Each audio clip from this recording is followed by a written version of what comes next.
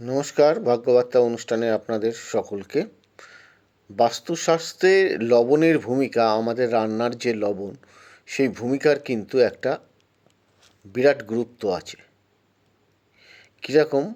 আপনি যদি শনি মঙ্গলবার দিন পরিষ্কার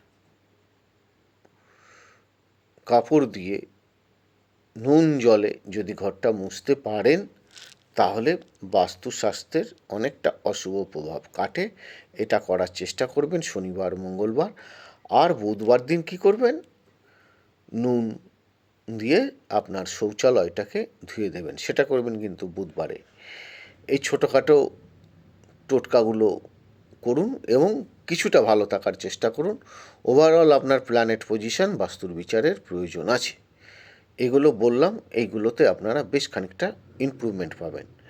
ইমপ্রুভমেন্ট থাকার জন্যই এই ভাগ্যবার্তা অনুষ্ঠানগুলো আপনারা দেখবেন এবং যে যে জিনিসগুলো বলবো সেই সব জিনিসগুলো, সেই কথাগুলো মেনে, যে যে জিনিসগুলো বলবো সেই সব জিনিসগুলো শোধন করে বাড়িতে স্থাপন, নিজেরা প্রতিবিধান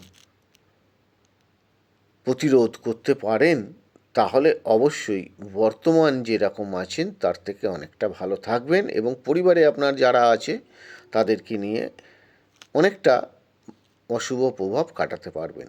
তো এই জিনিসগুলো মেনে চলুন। প্রথমেই বাস্তুমঙ্গল, তারপরে গ্রহের পজিশান অনুযায়ী আপনাদের প্রতিকার আর প্রতিবিধান সব রকমভাবেই ব্যবস্থা করা যায়। ভালো থাকুন।